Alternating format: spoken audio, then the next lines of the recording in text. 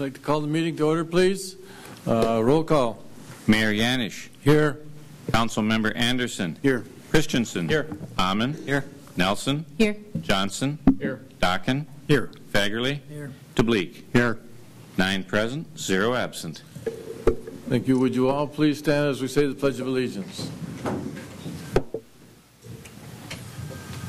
I pledge allegiance to the flag of the United States of America and to the republic for which it stands, one nation, under God, indivisible, with liberty and justice for all.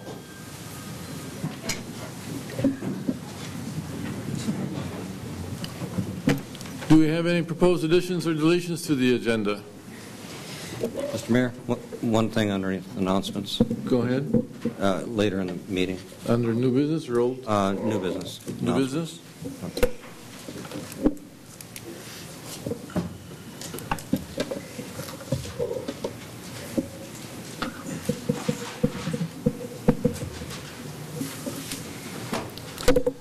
Any further additions or deletions to the agenda? Hearing none, we'll move into the consent items. Move to approve. Second. We have a motion and a second to approve the consent items as written. Mr. Mayor, Yes. would like to, don't want to pull, but I guess would it highlight the municipal utilities minutes Okay. from April 14th? April 14th. Do we have any others? Hearing none, we'll go ahead and speak to that if you would. Yeah, Mr. Mayor, just want to point out that municipal utilities has agreed to a long-term power contract with Great River Energy. Amounts to a 20 megawatts of power on peak, 20 megawatts on peak and 14 megawatts off peak, and 20 megawatts of capacity. The agreement takes effect January 1st of 2016 and runs for a 10-year period. So this helps the utilities diversify their power supply portfolio. And we have a current contract for 30 megawatts that is going to be expiring at that same time period. So, thank you.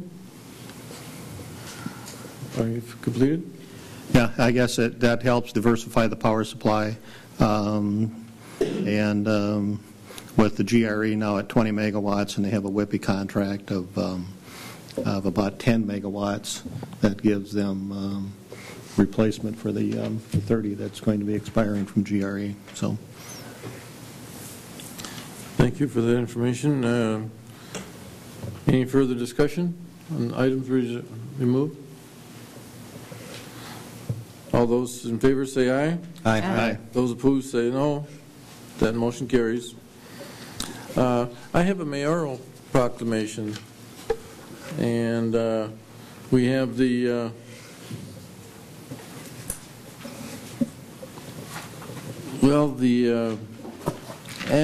what is it? The Arbor Day. Arbor Day. Whereas trees offer environmental benefits, conservation, and other additions to Willmar's quality of life that, although not assemble in monetary terms, have a direct impact on citizens' lives. And whereas future generations are dependent upon our continued planting of trees and shrubs, and whereas the City of Willmar is desirous of encouraging all residents to be involved in planting and care of trees and shrubs. Now therefore be it resolved that I, Frank Yanish, the Mayor of the City of Willmar, Minnesota, do hereby proclaim the month of May 2014 as Arbor Month in Willmar, Minnesota, and urge all citizens to recognize and take cognizance of this event. In witness of this, I have here to set my hand and cause the seal of the City of Willmar to be affixed. And I will pass this on, the proclamation, to Kevin when I'm finished here. Thank you. We have a presentation from Gary Hendrickson. Open forum.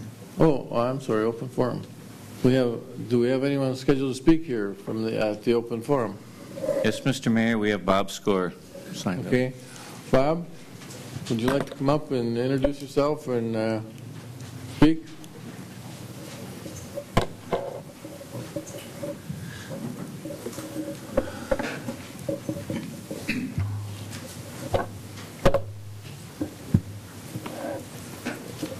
Thank you. My name's Robert Score, 617 Southwest 14th Street.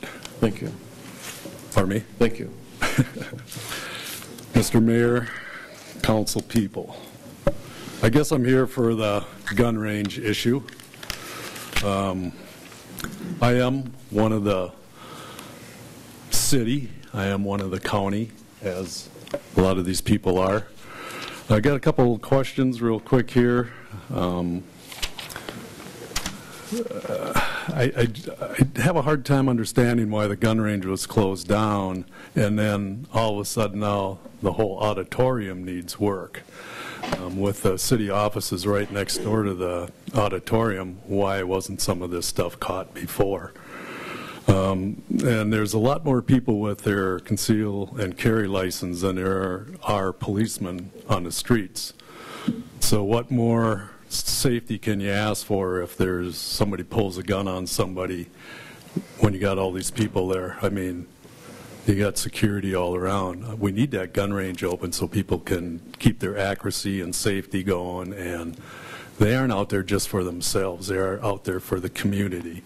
You know, I guess I just have a hard time with why there's such a big issue, and now this is number 3 on the list to get fixed.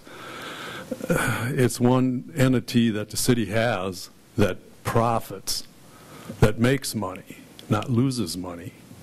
And, you know, I guess there's just so many questions that I don't quite get the answer for. But Okay, don't run away. I'm going to ask our city administrator, or Kevin, maybe to answer these questions that he has. If you do have exact questions to ask. I think, Mr. Mayor, if I may, I think that there's a presentation that's scheduled with the architects that'll be done as part of the meeting and probably will answer some of the questions that Mr. Score is asking, so maybe it would be best if you just Okay. if we could wait till that time. Sure. Unless Mr. Halliday Be is all right with you, Mr. Scott? yeah, not a problem. Thank you. Yeah, thank you. Was there anyone else scheduled to speak, Kevin? No, sir. Thank you. Then we will move into the mayoral, we'll move into the Minnesota Severe Weather Awareness Week. Gary Hendrickson, the fire chief.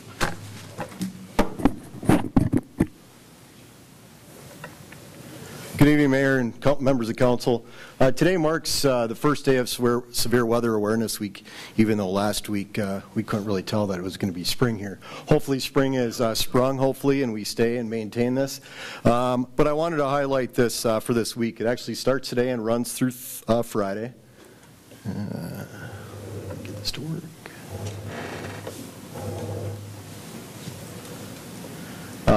The Severe Weather Awareness Week, it's a statewide information campaign to provide safety awareness to everyone and refresh the citizens of the community of severe weather. And the goal is to encourage citizens to be prepared and encourage them to take the appropriate actions during severe weather.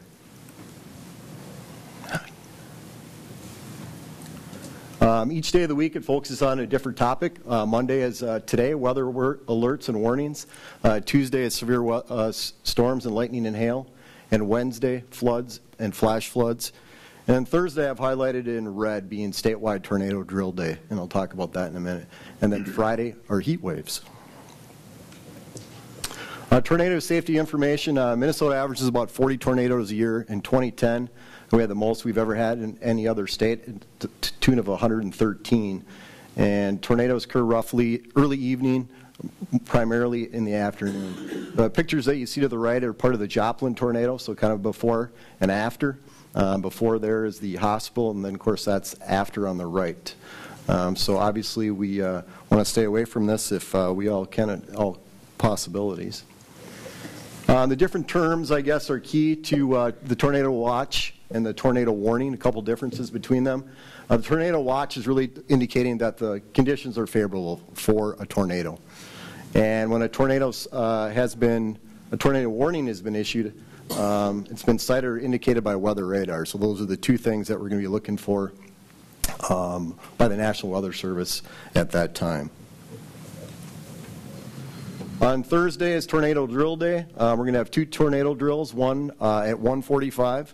The National Weather Service will send out simulated warnings to the weather alert radios, and then all counties across Minnesota will sound their tornado sirens at that time at 1:45. And then the evening tornado drill will be at 6:55. And the second drill really allows for families and those that work second shift to practice their sheltering plans. For further information, Homeland Security and Emergency Management of the state, they have a lot of good resources for this. Severe weather awareness for spring as well as winter. Thank you. Thank you very much. Appreciate that.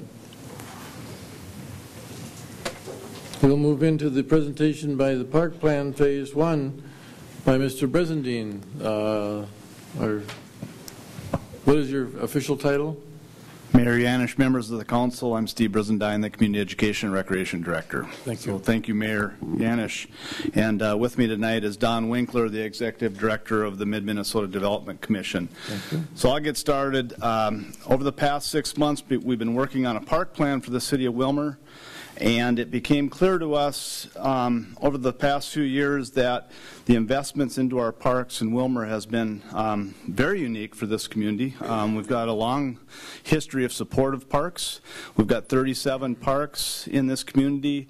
And as we get into budgeting for park development, park enhancements, park improvements, it became clear that we needed an overall plan to attack this 37 park animal that we've created over the years. And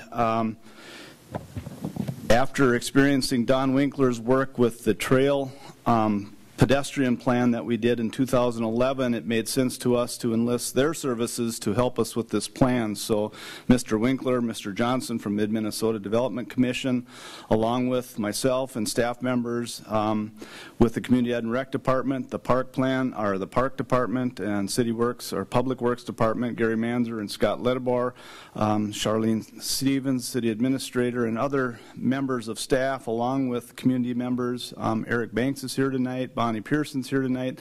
They're also members of the Joint Powers Board members. So we had a pretty good cross-section of the community that started working on this plan about 6 months ago. And as we got going on it, it became clear to us that this was the way to go. If we are going to do right by our parks, we needed to have a plan instead of shooting by the hips like it seems like we've been doing in many cases. As an emergency came up or the newest fad came up, we addressed those things individually versus looking at a bigger park system. So with that, I'll get into a presentation. It's 150 pages. It should only take me about 3.5 hours, so with that, bear with me. No. Purpose of a park plan. Parks, green space, and recreation facilities are vital elements to a community's higher quality of life for its citizens. These facilities provide the city of Willmar with personal, social, economic, environmental benefits. The city has made parks and recreation a priority because of the many benefits that these services provide. Willmar is well served by numerous municipal parks, recreational areas, open spaces, add greatly to the beauty and livability of this all-America city. This document is the first phase of an overall parks plan. The second phase will be the preparation of a detailed master park plan as described in Chapter 3, Section 3 of this plan. The talents of a landscape architect will be utilized in preparing this master plan. The overall two-phased approach will become the guiding document for the future of the community as it relates to parks, green space, and recreation within the city. The plan will become an addendum to the Willmar Comprehensive Plan that the City Council adopted a few years ago. Again, I'll run down real quickly the whole list of committee members that worked on this plan. Audrey Nelson, City Council member, Bonnie Pearson, a Joint Powers Board member, Eric Banks, Joint Powers Board member, Charlene Stevens, City Administrator, Scott Ledebor, Public Works Superintendent, Gary Manzer, Public Works Foreman, Brad Bonk, Adult Recreation Coordinator, Rob Baumgarn, Youth Recreation and Facilities Coordinator, Leanne Freeman, WCAC and DOAC Coordinator, Supervisor, myself, along with Don Winkler and Matt Johnson, and we had others involved throughout the process as well. So a good cross-section of the community worked on this plan over the last 6 months, and we're excited to unveil some of the findings that we've got. Don's going to get into detail of the plans and more of the works for it. I'm just going to highlight some of the vision statement, the mission statement, and the core values that we developed in this. Willmar Parks and Recreation Facilities shall enhance the quality of life for all Willmar residents is our vision statement.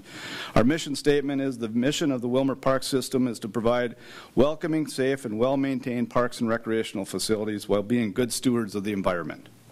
Our core value, the City of Willmar believes that the success of the community's park system is based on the following values: conservation and stewardship, inclusiveness, affordability and accountability, extra effort, and the quality of life.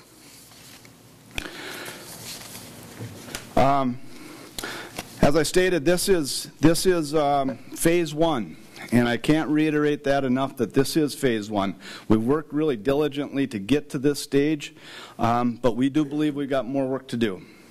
One of the primary findings of this plan is that there is a strong need to move forward with more detailed master plan for the 2 regional park complexes and also planning for some of the key parks classified as community parks in Willmar. The master plan will become the second phase of the overall city parks plan, utilizing the talents of a landscape architect to prepare park concept layout plans. The master park plan will determine where best to place new amenities. This planning process will also provide us much greater detail analysis of the needs for each individual facility that is planned. After this is completed, project prioritization may occur. The master plan will also focus on making sure the city is obtaining the highest level design and performance to facilities that are either new or are in need of major repairs. This park plan will provide the city leadership a blueprint to follow as they make decisions to allocate future resources for park development and improvements. The master park plan will establish a framework and key elements of the park sites, which will reflect a clear vision that has been developed and adopted through an open process. I'll expand on that open process. We've had some public meetings for this first phase of the park plan, and as we get into more detailed work in phase 2, that's one of the concepts that we'll also have highlighted is more involvement by community groups, some focus groups, and then the community at large as well. And then finally, a parks master plan will further refine costs and funding sources from what is provided in this plan. It will work on formulating a timeline schedule on how to proceed and hopefully encompass all 37 parks within our system. So with that, I'm going to turn it over to Don, and he's going to talk more about the process that we used and the people involved and how we got to where we are right now. So, Don. Thank you, Steve. Again, my name is Don Winkler, Executive Director of the Mid-Minnesota Development Commission and a resident of Willmar. I am going to do a brief overview of the plan because we could, like Steve said, we could talk for an hour on this, and I know you don't want that, so I'm going to make a brief review of what we did in the plan, and then if you have questions, that's great, and then I think Steve might want to get back up to finish it up. But this plan has 5 chapters and an appendix. The introduction is basically the perfect benefits, vision and mission statements, and planning process that was followed. Chapter 2 is the existing conditions of the parks. We did a thorough study of all 37 parks. Have park profiles in the Appendix A for each park, where we go through condition ratings of each piece of equipment at these parks for playground equipment and other equipment, kind of a rating scale of 1 to 5, so we kind of have a handle on what shape the equipment at the parks are. Chapter 3 is an assessment of park needs. That more gets into the new needs that came up. and requests from the community. It also introduces a new concept of having 2 regional park complexes. One would be the Robbins Island Regional Park Complex, which would include Robbins Island, Thompson Park, Hayden Park, Rao, the Flags of Honor, and Sperry Park. And then the Swanson Field Regional Park Complex would include both North and South Swanson Fields, Lions Park, the Dorothy Olson Aquatic Center, and the school's soccer field. The reason why we did this concept is that by combining these parks that are all neighbors to one another, the two and connected either by physical land or at least just across the road from one another, it allows you to market them together as a stronger park presence.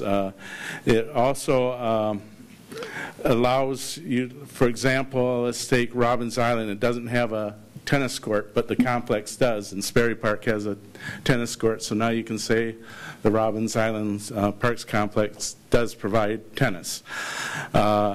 It also allows for better opportunity for the DNR grant program for regional parks. They kind of look at parks that reach the 100-acre size or better. And by combining these parks, that gets us to that acreage. So we'd be able to compete better for those grant funds and other funds. Also, in the chapter under assessments, we go into quite a detail what needs to be done in phase 2 with the Master Parks Plan.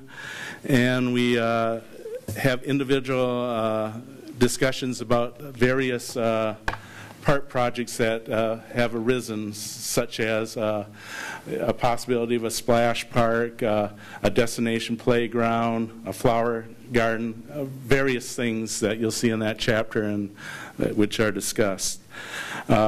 We also had a community survey during the process where over 600 citizens answered the survey. And we got some good input from there of what is currently used, what parks are highest used. If we did build some of these new facilities, what would did they say would be used the greatest? And then just had where the parks were rated on just general condition and safety factors. So we. Like I said, we had a pretty good response with over 600 residents answering the survey. Chapter 4 is the typical goals and objectives section of what you see on plans. And then Chapter 5 is the plan implementation and potential funding sources. Within some of the implementation steps, besides doing phase 2 master plan, it calls for safety and security plan, an ADA transition plan. ADA stands for my mind just went blank on me. Disabilities. Yeah, Disabilities Act. Yeah. So, and this is something that is required for a city this size. So we're pointing out that the city needs to do it, and it also calls for a maintenance plan. So that's a very quick rundown. What's in the plan? Like I said, you could spend an hour getting into details, but I know you're not looking for that. Steve, is this plan going to be posted so anyone who can want to look at it can see it? Good lead in, Don.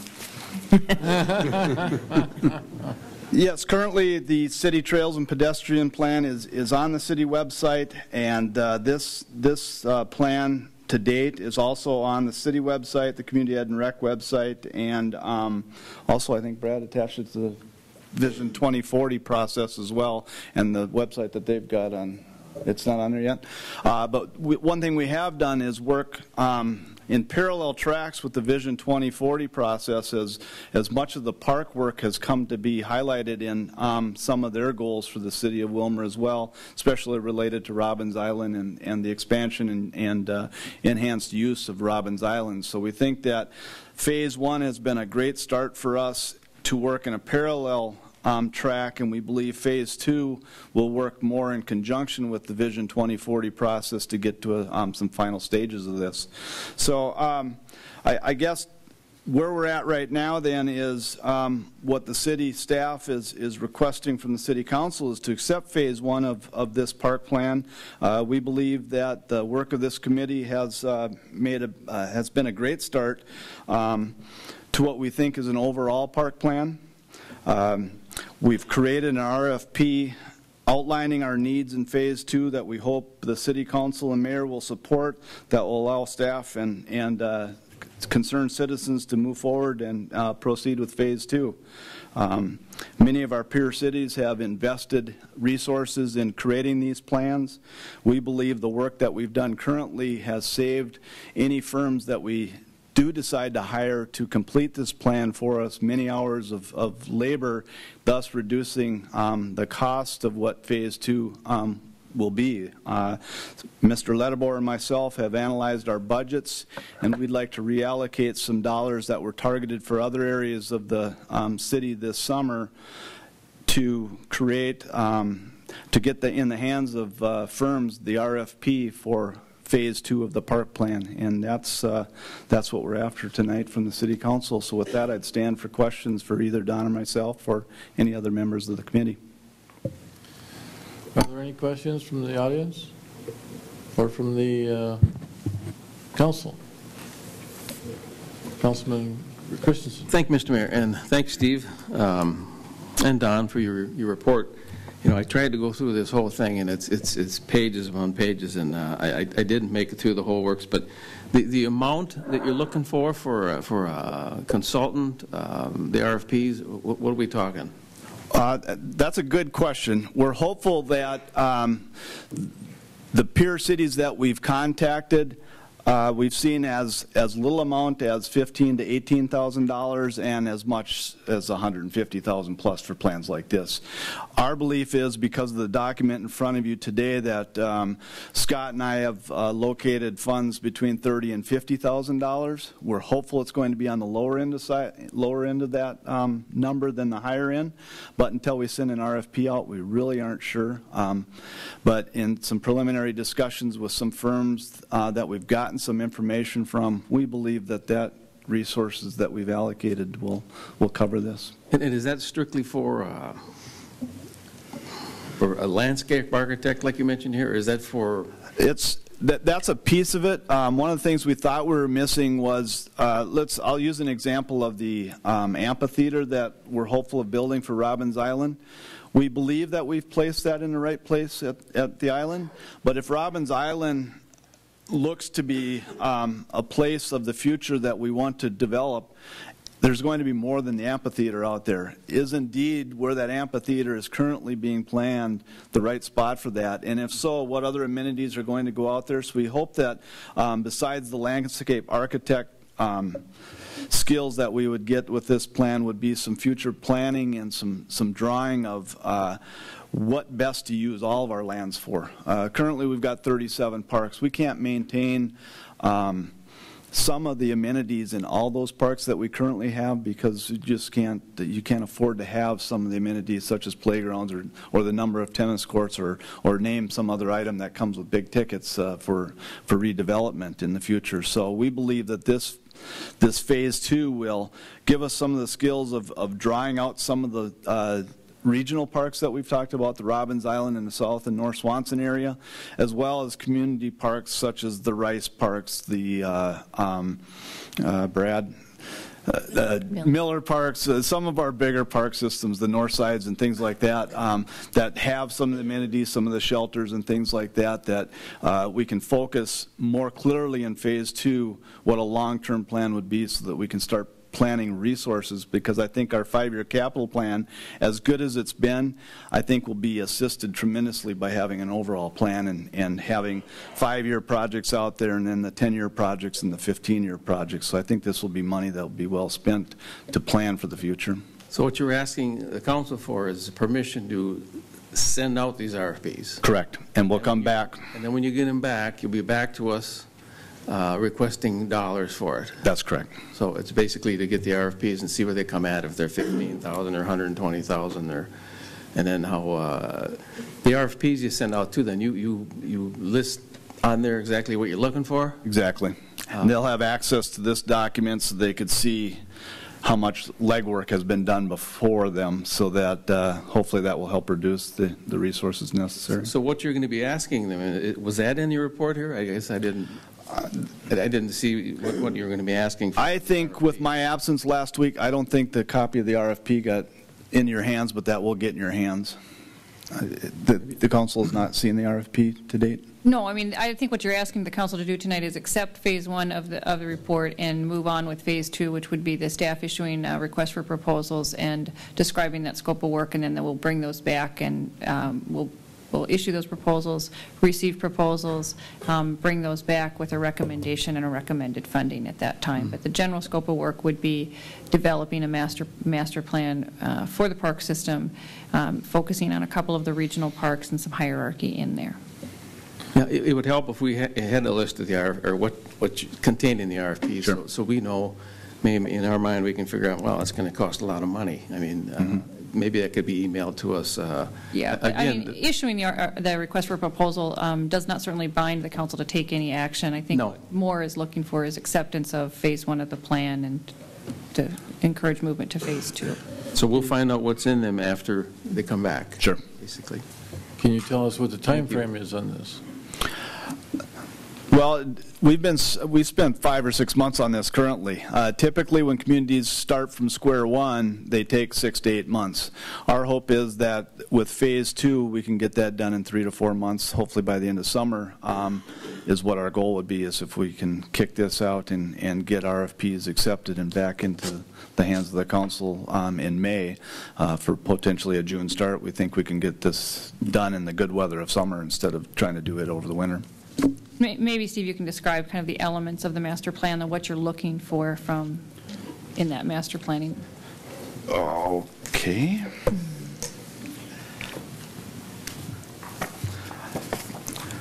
Some of it's described in the plan here. Yeah, I highlighted some of that in my previous discussion, but a master plan would deal with the Robbins Island Regional Park concept that we think will help enhance the planning for Robbins Island.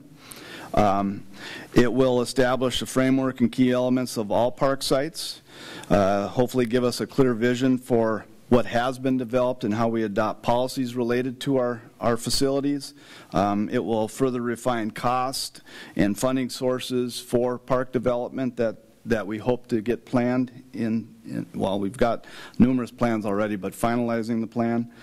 It will give us timelines and a schedule on how to proceed as well, because right now, basically staff have been working somewhat independently on a year-to-year basis, and we think that planning for this big of a park system takes a larger plan and hopefully a larger vision that will direct us more in an overall plan versus an individual park at a time. Or an example might be of well, the amphitheater is one of those things that have come up, and we're moving forward with that, independent of what else we had planned over the in the 5-year plan that's currently sitting there. So I think that's an example of why we think this plan is neat, is that we can look more holistically at a whole system instead of dealing with individual needs that seem to come to the plate quite often. If I may, Mr. Mayor. Dockin, did you have a question? Councilman Dockin? I do. Okay, thank you. Thank you, Mr. Mayor. Steve, thank you for the report. I want to speak to the Flags of Honor site. Our Joint Veterans Council has been talking about that site now, well, probably for the last 2 or 3 years. That would be the American Legion, Disabled American Vets, Veterans of Foreign Wars, and AMVETS.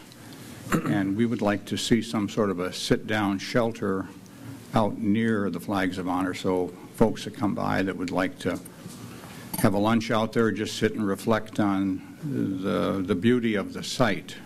And we certainly would be willing, I think, as a Joint Veterans Council, to provide some dollars for that. So we would like to see, as a Joint Veterans Council, something done so that when folks come there, they don't have to just sit in their car, and that's fine if they'd like to do that, but maybe another area that would be nice for them to just sit in and think about the meaning.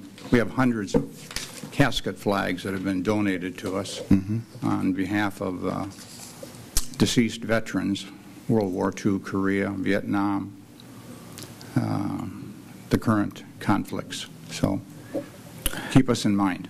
And I think that's one of the things that will be achieved by this plan is the open forums that we'll have will allow people the input of what you just gave us, Councilman Dockin, on here's something that we'd like to see, so we can get that incorporated in the plan.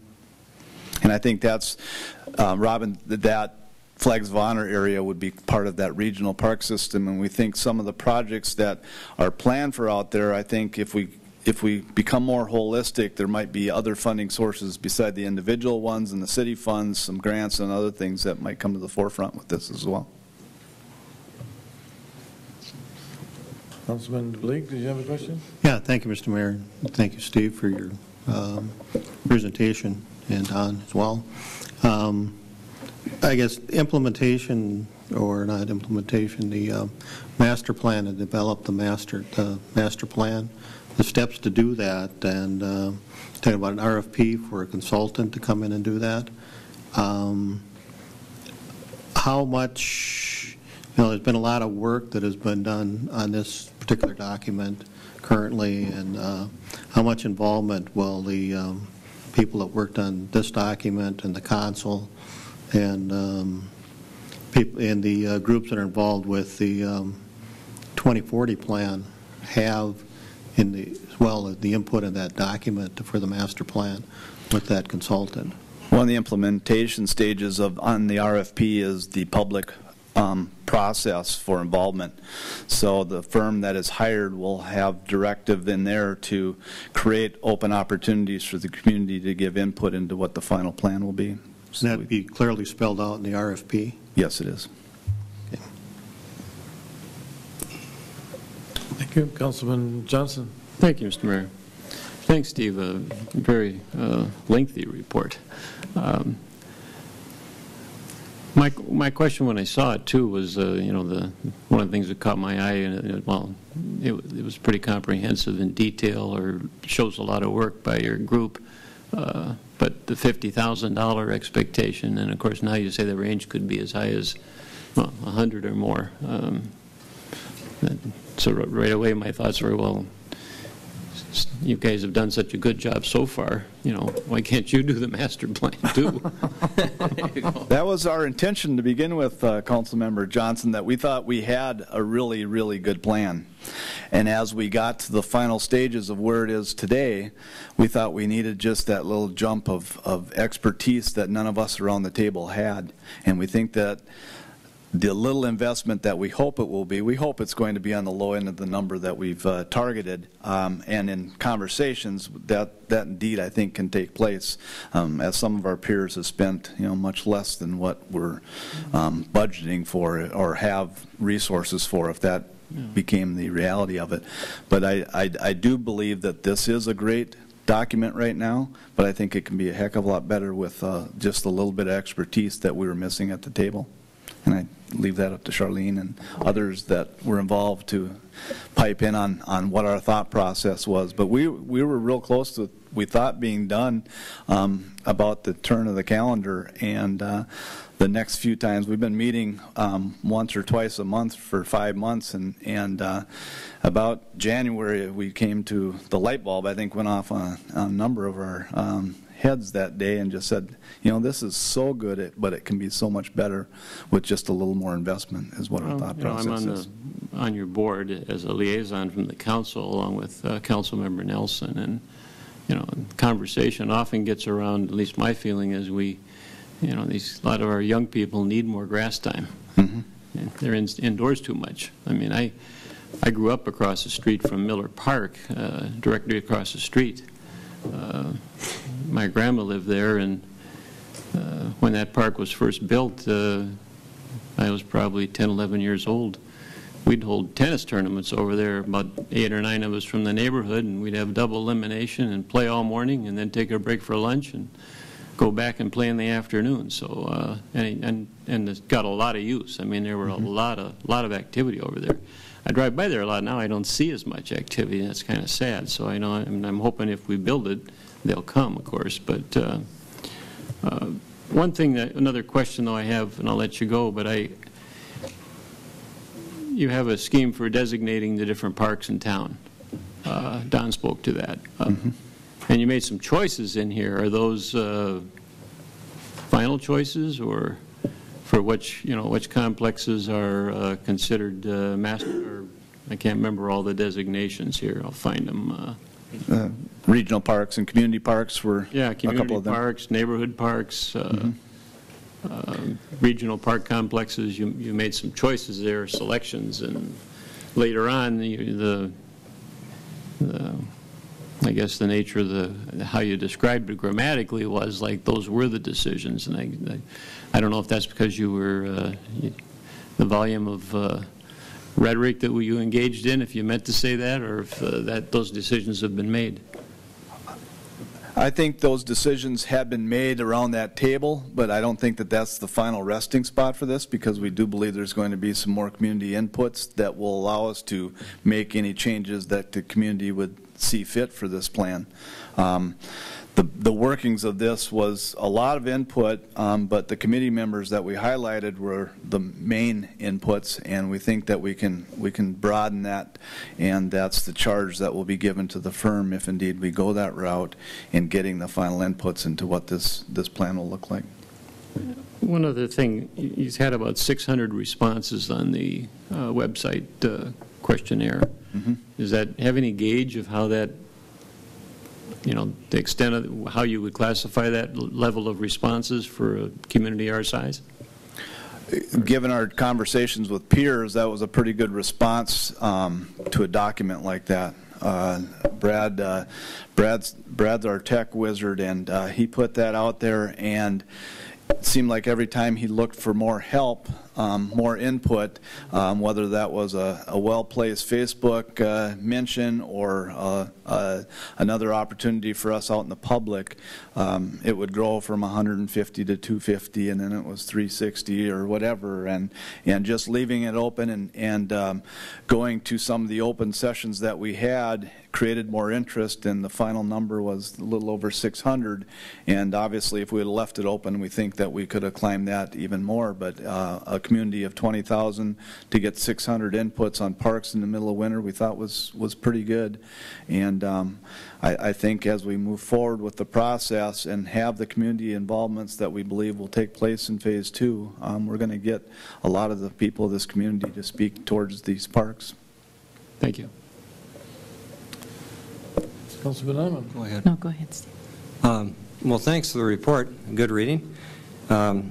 We seem to have a lot of things to read and a lot of wishes that everybody wants to have our community be, but we seem to have a shortage of funds. And that's the common problem that goes around. I know that this next study that you're requesting will address some of those issues, but I first want to comment on Mr. Johnson's comment on we need more grass time for kids, and I really agree with that, but I think you can add to that the parents need more grass time too. Thank you for Don and Eric and Audrey, of course, for all the work you've done in this. There are a couple of things in there that I didn't see, or at least if you can point me in the right directions, I didn't see, and let me know if I'm wrong, and that was the RV park. Years ago, we had a group of constituents that came into our community and were requested an RV park to be put by Robbins Island, currently where the boat landing is, or on the east side of the Robbins Island area. And I don't know if that ever came to fruition, but there was some interest there at one time. And just curious, have you heard anything from anybody requesting that or any interest? I don't think in any of our 600 public inputs that we got in the survey that we did that there were any RV park mentions. I was new to town when that was being addressed by this table, and I think one of the comments that we heard is that our county's got a has invested pretty well in the parks, and for us to place one in the community at that point didn't seem to make sense when the county had done such a good job in the county parks. So maybe that has met the needs, I'm not sure. Well, I agree. We don't want to leave them out if we're going through this plan, but thank you for that. It's been on the back of my mind for quite a while where that was. That was 15 years ago, 16 years ago. Budgeting for the improvements, I'm just curious, as far as it's like everybody else dealing with the budget and their family and dealing with the income that they have. What can we do to get the most impact and get most people outside and use the facilities? And what facilities would they be? I think that's, you can look at all the studies and all the reports from people that do that and make a living. They'll be coming in from out of town, I'm sure. Maybe not. But most of them usually from out of town, and they tell us what we already know. I mean, as far as the group, your group of people and all the work you put into it, you have a pretty good handle on just what needs to be done. But is there any way you can briefly, as a group, come up with some ideas before we get to the next year's budgeting? Because this study might take 3 months before you get done, and we'll already be in the next calendar year for budgeting. Is there anything that your group could come up with just as kind of guide us on what we might have to budget for any special improvements on things that are really important, the priorities? I know you do that in your annual budget, but as far as adding to the quality of life issue in our community, what would have the biggest impact? If you have any issues on that or any ideas on that, I guess I think we'd just like to appropriate our money and get the best bang for our buck, and you're the group that's going to have to guide us that way, and I look forward to your input on that. We do as well, and I think the beauty of what you're talking about is not just our group, the Community Ed and Rec Board. It's happening community-wide. The SHIPS program, that's county-based, and dealing with healthy alternatives, that's a player in this conversation. The Achieve group, that's based out of the YMCA and how they're trying to change policies to develop healthier communities. I think there's a lot of players in trying to create healthier communities, and we hope to be one of those, and I think our park system is a big asset to make that happen. So I think we all have to do a better job. We all got cell phones on our belts and we've got iPads in front of us. I think for us, the older generation, leading by example and going outside more often will help the young people get outside as well. And it's one thing to have all that technology and the access to the information that they provide, but it's another thing to just give children some playtime and go outside and play. And some of the things that will be developed throughout the course of park planning, there's such thing as Brad, trails, and Trocal. New dad, he hasn't gotten much sleep lately. I'd be remiss if I didn't mention Brad had a baby on Sunday morning, so he's a little restless right now, probably. Geez, what are Born Learning? Born Learning Trails. Just simple trails with some signage that give parents helpful hints on getting their children some exercise and some learning opportunities all out in the nature. So we've got some thought processes on how we can get people outside and enjoy the outdoor. We've got some great trails in this town. We've got some great outdoor spaces to explore when you talk about Ramblewood and Berquist Park and such. So we've got a diverse park system. So I think we've got it here. We just have to get our kids out there. Thank you. Did you have a question? Yes. Woman? Just a comment. I think that this next phase will help us look outside of the box to what we've had. I think there's been some great suggestions. Just talking about green space, I happen to agree with Councilmember Johnson as we look at the parks and how they get classified. What we come out of the master plan might help for an Adopt a Park program where someone sees something in the master plan that think, wow, let's do this and get behind it and raise funds to do that. And so I think having that master plan in place will help us to know what we need to do and also help us to look at at what our neighborhood parks need and some of the other things. There's great energy with the 2040 for Robbins Island, but I think that that could happen for Rice Park and for some other things too. And if we can look at what we need to do for designations for different types of parks, and if that makes money available, then this study will pay for itself to help us look to see what we can do for funding. Any further questions or comments? Do we need to have a, go ahead. I would move that we adopt phase 1 and go forward with the RFP process for phase 2 of the park plan. Second. A motion has been made and seconded. My computer is down, as you probably can see. So I'm going to ask Kevin to reread the... I have a motion and a second to accept phase 1 of the city parks plan and approve soliciting request for proposals for phase 2. Thank you. Councilman Christensen. Thank you, Mr. Mayor. A couple more quick questions. You mentioned you located $30,000 or up to that amount that could be used from unspent funds. Is that what it is from last year? Not necessarily last year, Ron. One of the things that we decided, Scott had $30,000 in park development funds for most likely playground equipment, redoing playground equipment. It doesn't make sense to us to spend resources on the parks without this plan, because it's not something that's missing. It was probably going to replace or do something. So as we've budgeted over the past years, that's about the dollar amount that we've gotten for our park system. So that's where that targeted amount would come from, Ron. I see. That makes sense. Did you only consider the outside parks? I mean, you didn't consider any buildings as far as recreation? I mean, like the auditorium or the basketball courts that you use elsewhere. Was that ever considered, or the school where you have your offices?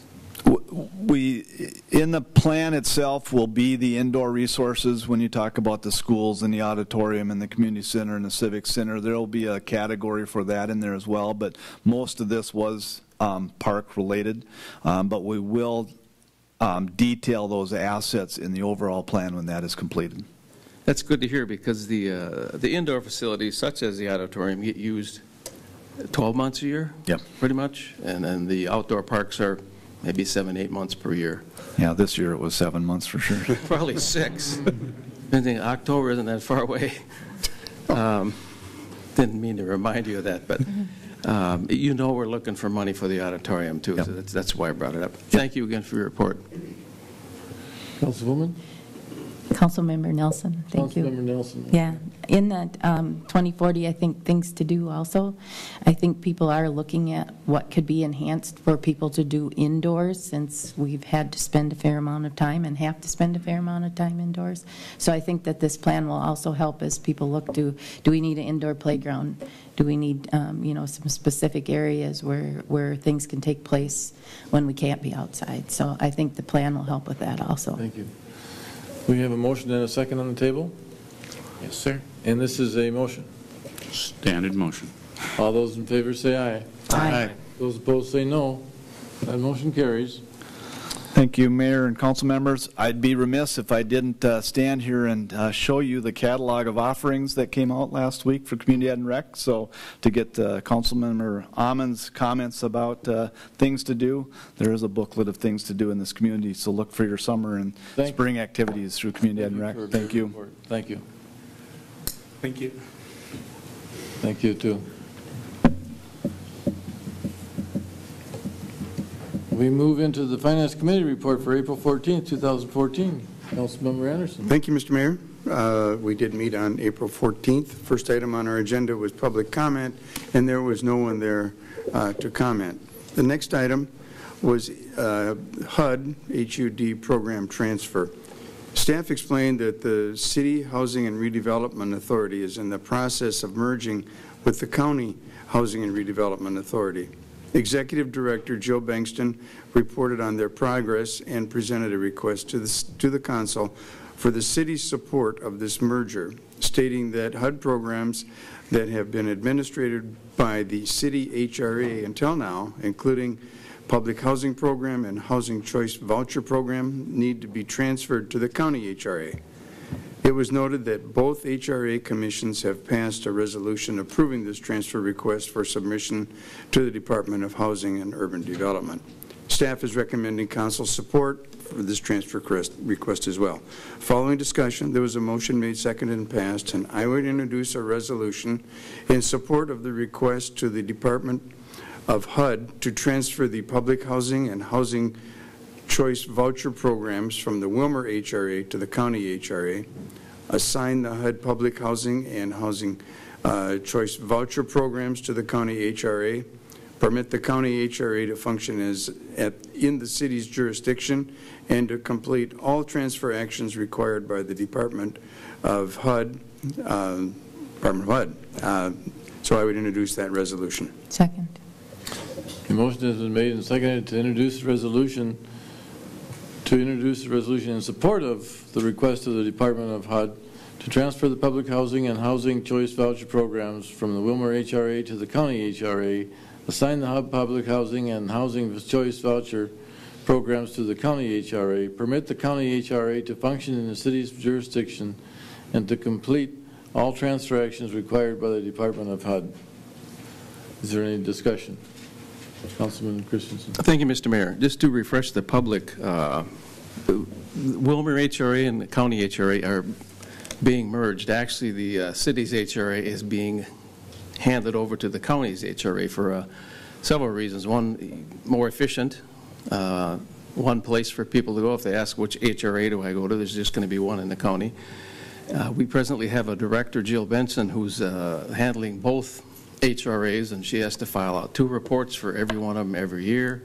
They'll be able to operate a lot more efficiently, and we hope to have a committee or a board that's combined county and city persons, because we're giving them quite a few dollars of assets.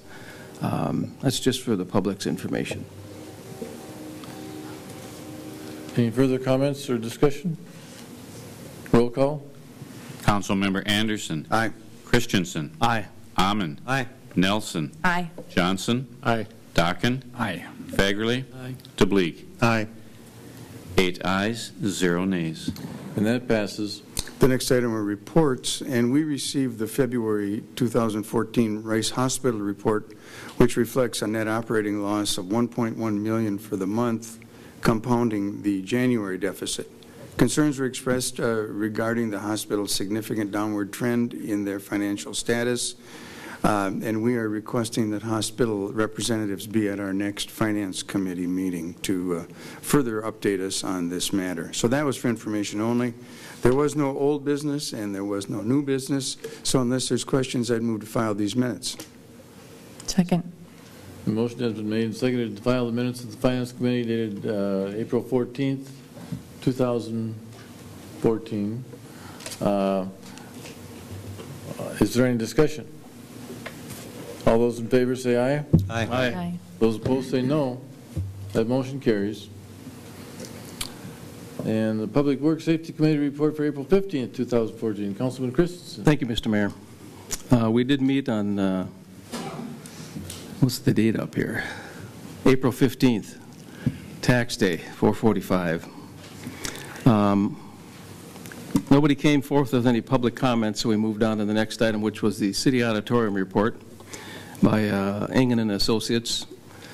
Andy Beer was there to present to us the 2014 master plan for the Willmar City Auditorium in 5 steps, and provided a potential order to be completed. The city entered into a contract with Engen and Associates in December of 2013 to conduct this study of the facility and recommend improvements and mitigation strategies. City staff closed the indoor gun range and limited access to other areas of the building due to concerns regarding potential contamination from the shooting range's HVAC system. I believe that's the air exchanger. Wasn't it the air handler that's we're actually talking about? Because the HVAC is city heat. Yeah, I think you're correct, Council Member. Okay. Yeah. That could have been worded better. And we asked Andy to come this evening to give us a brief summary of what he presented to the committee, as there was just 4 committee members or council members there, and he can enlighten the rest of the council and the attendees here. Andy, take it away. Thank you, Mr. Mayor and City Council members. I really enjoyed the opportunity of working on this, and I thank you for supporting the local visionaries on this project. Egan Associates did assemble this master plan along with the help of Duffy Engineering as our firing range experts and mechanical engineers, and also the input of staff. Along with every great master plan, there's always 3 things that you want to accomplish. One is you start with the need. Second is you evolve into the vision or solution to the project. And finally, you end up with the budget. And that's what we put together here. I always like to start with a vision statement. And the statement for this project on page 1, if you want to scroll forward. This master plan for the city, or the Willmar City Auditorium, has been developed at the request of the City of Willmar. The purpose of the plan is to identify upgrades to extend the life of and expand the use of the building. And then we went into our goals, which was to provide an existing building condition study, develop project understanding list, develop a code summary for the building, develop a list of upgrade projects, outline the process for applying for historic tax credits and Minnesota Historical Society legacy grants and funds, and then determine the budget for key upgrade projects. The next thing we looked at, or what I summarized here, was really the needs of the building. And one of them was hazardous material cleanup. There is a couple independent studies were done and authorized by the city that noted there's hazardous material in the building, and so cleaning that up is definitely a priority. The firing range, getting that back online, was another priority. Code requirements to the building, to get that up and running and maybe expand the use of the building were discussed. The major issues there were anytime you have an assembly area in a lower floor, nowadays the code wants you to sprinkle and fire alarm the building. Currently the building is not.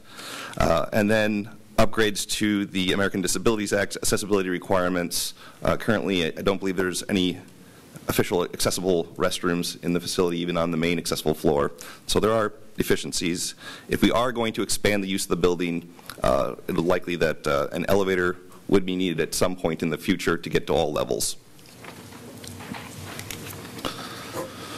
Building preservation was discussed. The main issues were the water infiltration that's coming from the leaking gutters. We're on page 2. All right. From the leaking gutters and downspouts, as well as those same locations on the surface were leaking in through the building as well.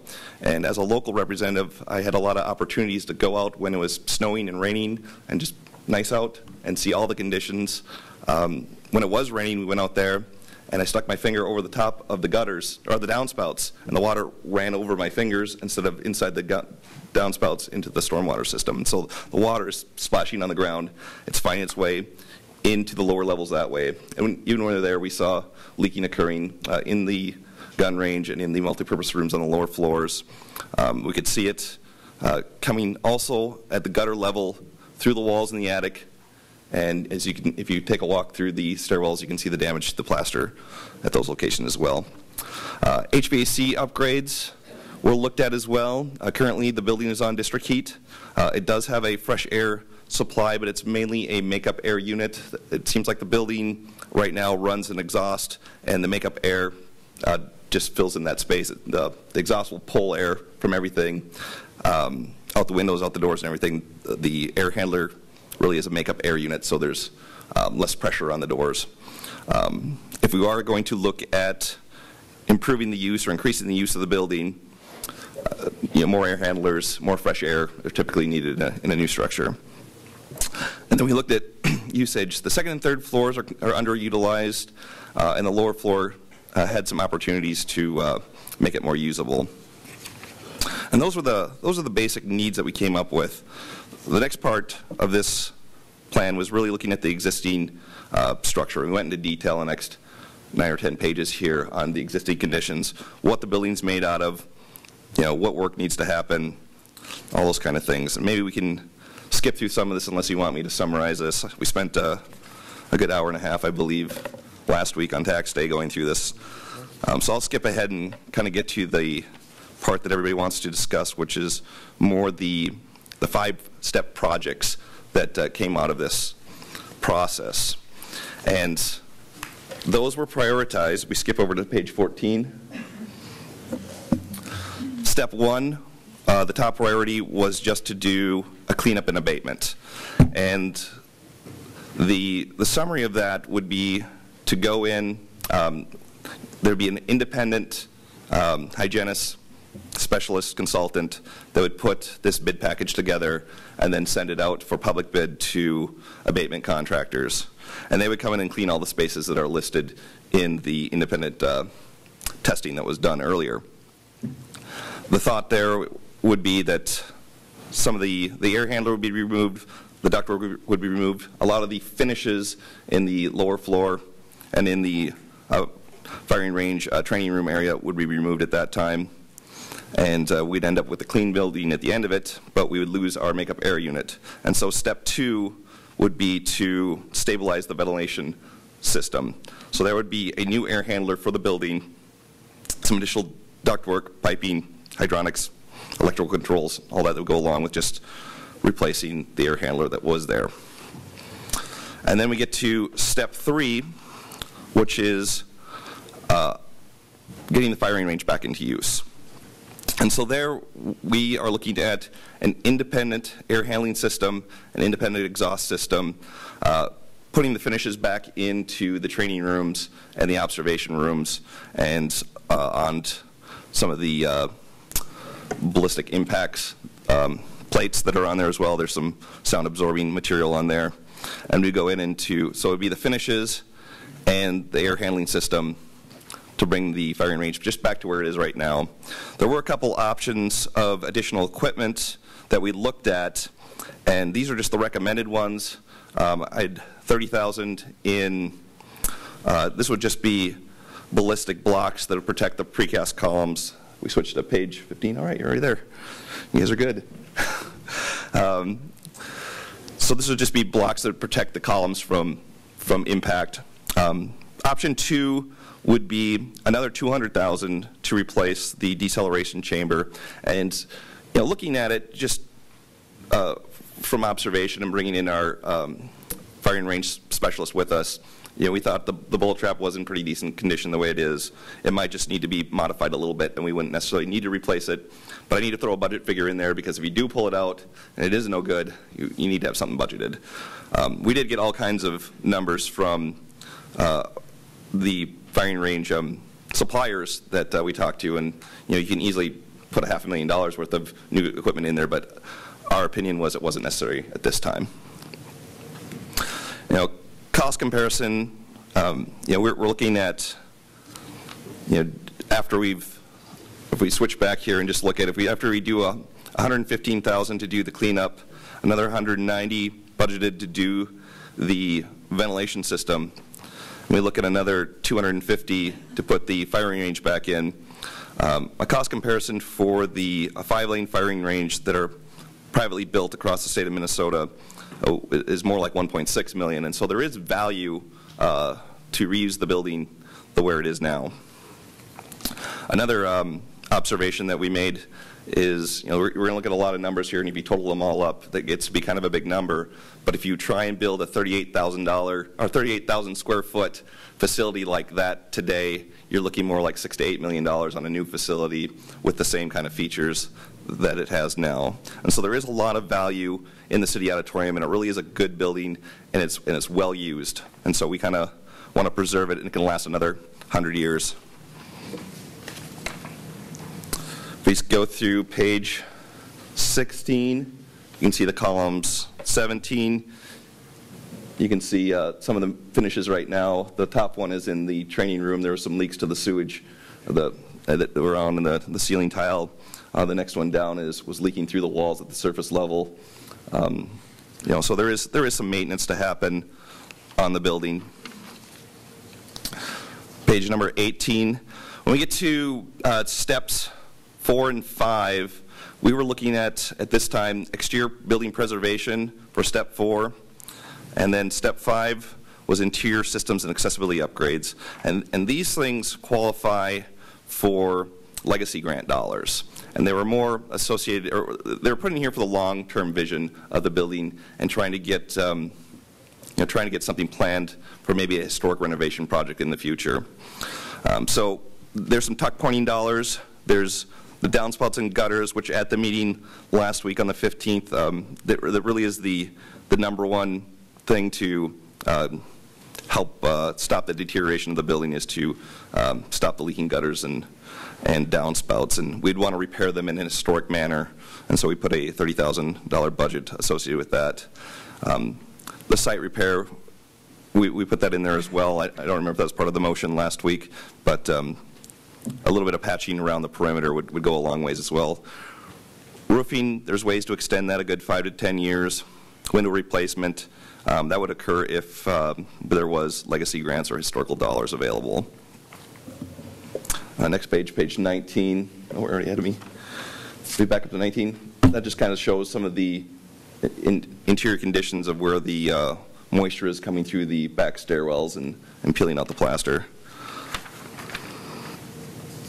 Page 20 was, again, interior systems, accessibility upgrades. This, again, qualifies for legacy grants.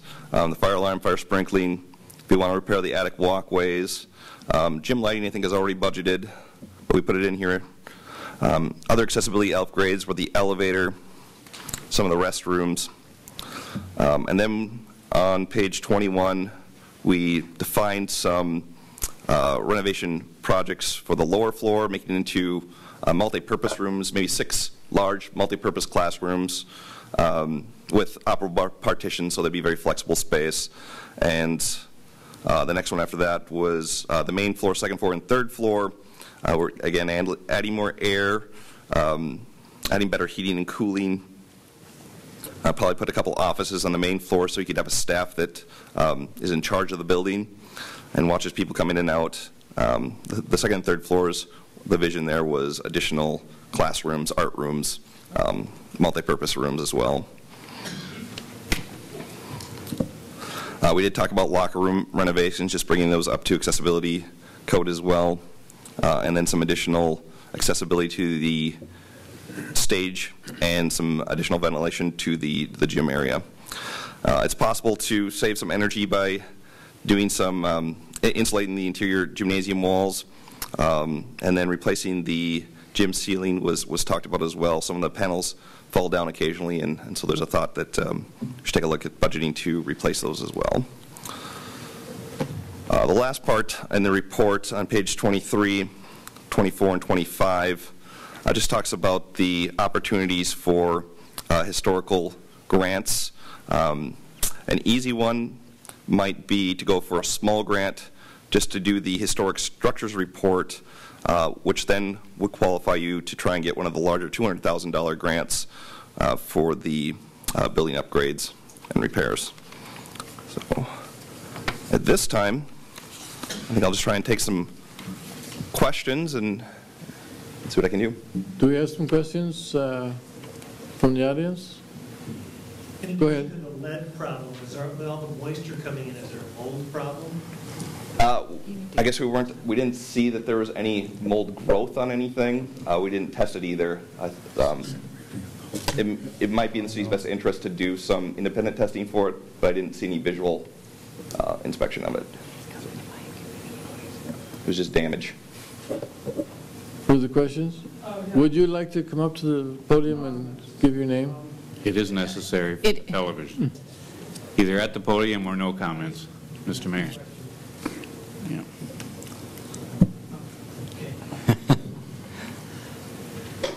My name is Steve Thorpe, live here in Willmar. Just a question. I've been to the range many times, of course, and every time I've been to the range to use the bathroom down there, there's cockroaches in it. So I'm wondering if any of this that's being done is going to address the issue of cockroach infestation down there. I can't answer that. Can you? And I've seen some whoppers. It's a perpetual problem. Perpetual. Is any of this going to address that in any way, or are we still going to have that issue when we have this nice, pretty building? We'll find them and try to get rid of all of them. Just asking. I don't think they eat lead, do they? No. Thank you. Yes, why don't you come up to the front? What's your head?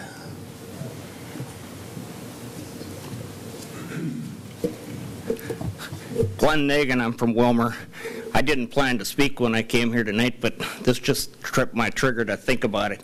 Oh, in answer to the cockroaches, I used to train down there in 1970, and they were big and bad down there then too. So, but in reference, I have a question. If you walk in that building that's built in the 30s, and I think we probably got grants for a lot of surplus property and paint. I'm curious how much lead-based paint is in that facility. We're talking about the range and the concern for lead in the range, but back in that, when that building was built, all the paint had lead in it at that time. Does anybody know that answer? Has anybody looked into that? Mr. Mayor, members of the council, I believe that was also tested with the gun from those companies, and I can't remember the full report. Sometimes there could be, some of the comments may have been, there was lead-based paint initially, and it's covered 3 times with non-lead-based paint, but I believe some is still in there. Thank you. Thank you. Comments from the council? Mr. Mayor? Go ahead. Can I respond to the lead issue on? Sure. Right ahead. I take some classes on lead, Glenn, and as long as that has been encapsulated or is not deteriorated or falling or chipping, it is approved to leave it as long as it's maintained with another coating over the top, as long as it's not disturbed. Go ahead. Any further questions or comments? Do we have any action to take on this? Mr. Mayor, he's going to go back to his I need report. to finish the okay report on this. Thank you, Andrew. After he gave his report to the committee, questions were raised regarding Americans with Disabilities Act requirements on the building. Requirements were questioned for the need of improvements to the firing range to make it operational, as well as if it is the appropriate facility to house the range. And maybe I could ask you now about the ADA, Andrew. I believe that no matter what you do, there's step 1, 2, 3, it all kicks in, all of them would kick in the ADA requirements. Am I right on that? The accessibility code would kick in with the building code, and typically that requires a certain percentage of the dollars that you spend on your facility to improve accessibility. ADA is a law, and that I always defer to attorneys to discuss when that kicks in. I believe it's typically reasonable accommodation, and then to define what that is kind of the city's policy and the attorney's policy to come up with. But the accessibility building code does take effect. You said any improvement kicks in the ADA requirements. The accessibility code requirements. Right. Right. So that means step 1 would, because it's an improvement? No. My interpretation of what the code would say is there's a dollar amount associated with that, and we'd have to look at what percentage of the accessibility code dollar-wise would be required then to be improved at that time. It might just be that we can plan for a larger accessibility project in the future. ADA itself would say that the law ADA, the American with Disabilities Act, would say that you have to try and provide a reasonable accommodation for a use of the building. And so that's, I guess, is to be interpreted. Okay. Thank you. It was also discussed if steps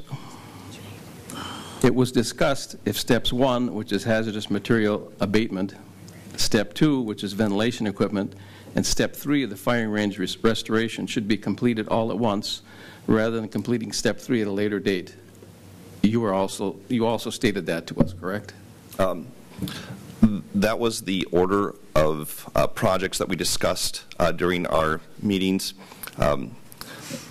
when we were at the meeting last time, I mentioned that it is easier to do one project, but we are flexible on when you tell us to do that project, we're able to do it. So, but it is less expensive and most proper to do it along with 1 and 2. It's easier to do one project all at one time. We don't have to bid it out 2 times. We don't have twice the cost or the wait. Correct. Okay, thank you. After some discussion, a motion was made, seconded, and passed. And before I introduce the motion, I asked Mr. Donovan Keel to give us some synopsis of his view. He's the president of the Willmar Rifle and Pistol Club. The minutes that I'm reading here, our meeting was quite a bit longer than 3 paragraphs. It was, I don't know, an hour long, hour and a half. It was quite long. And many things were said, and Donovan, I asked him to come here and give us a synopsis of his view on the gun range, being he's the president of the Willmar Rifle and Pistol Club. Mayor Yanish, point of order. We're in the middle of our minutes. Is it appropriate for public comment at this time? Is it appropriate for public comments at this time? I think it's up to the chair, isn't it? Counselor? This is the mayor's meeting. It'd be up to the mayor rather than the chair, I believe. Well, let's go ahead with it. Thank you, Mr. Mayor. Thank you, Mr. Mayor, Mr. Christensen, and all the city council members as well. I actually had quite a long set of comments, and boy, now that I sit here, I'm pulling back from them a little bit. They were quite passionate comments of what I felt about the range. I'll summarize briefly, though. The items that have been going on with the range, the club has certainly been trying to work with it, trying to get it back open, and it always seems that there's just one problem after the next. At first it was dealing with the ventilation. We brought an engineer in and proved that we didn't have a ventilation. Even Chapel Central in their first report reported that the air flow is double what is actually required by OSHA. And then there was a lead issue. Is there lead in the building there? Absolutely. But most of it's in the vents where it is supposed to be. There is a little bit of leaking that's going on in some of the access panels, but that can be addressed, and it should be addressed as well. Now we're finally looking at getting this repaired here, and what was held in the committee meeting was, well, before we want to consider repairing the range, let's come to an agreement on the fees. We're going to have to get higher fees for the range to pay for items. The club said a long time ago, we understand that there might be higher fees. We did have a meeting today with city staff as well, and we went back and forth and had a good conversation on what those fees might be, looking at other ranges from across Minnesota, and also what a community like this would accept as well. We did come back and had an offer saying that, well, it used to be $1.50, then it went up to $2, which granted is not that much, but to some people they're saying that's a 33% increase. What we have recommended now is saying just a straight $5 per half hour. That is more than doubling the income that the range is going to be taking in. The instructors, most of the instructors this last year have already lowered their rates from $100 to $80, so they've already lowered their fees. I don't know that it would be proper to raise the rates on the instructors that are in there trying to teach safety programs, but for the open nights, if we went straight $5 for a half hour, that is more than doubling the fees. And as far as is the range taking in money, there was some debate about that as well. The last 3 years, the Willmar Community Ed and Rec has reported that they have made just under $10,000 each year. This is probably one of the very few programs, if maybe even the only one, that is bringing a profit to the city. Now, there was some discussion that says, well, no, we have to factor in the heat, or we have to factor in this, and the suggestion was say we have to factor in the snow removal from there. Every time we have a open shoot night, we have to take the snow out of the sidewalk. Well, whether the building is open or closed or a hole in the ground, city law says that snow has to be removed from the sidewalk. That is not the club's responsibility. Same with the heat. The heat is not the club's responsibility. The club's responsibility, or rather the range in there, is the change of the filters and cleanup. Well, we certainly have enough money coming in for the filters, and we are also offering to help with the cleanup on a regular maintenance schedule. We have people who have done lead abatement in the past, and we are willing to get her trained ourselves. So what we are asking is, well, we don't need to wait to get the range repaired. We're asking that it have a motion be brought forth, I guess, that the range would get approved to get repaired. Step 3, be approved right now. It is what Andrew Beer has also suggested. It is the cheapest way out to do it that way. And the range, there's obviously a lot of interest. There's a lot more interest that people emailed me on my phone and saying, please let them know I couldn't be there, but I'm emailing. In fact, I got one person who drove here from Florida. He hasn't even come home yet. He's heard that the range meeting was tonight, and he drove here instead of coming home. So I was kind of impressed at that. The range makes money. It's good for the community.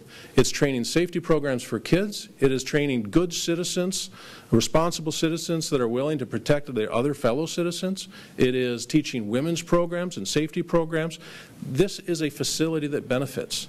I'm asking that there are no more delays. We've had delay after delay after delay, discussion after discussion, committee after committee, and study after study. We got a study in hand. We're ready to get this fixed, and we're ready to increase the fees, and we're ready to do a lot of the cleanup, ongoing maintenance ourselves.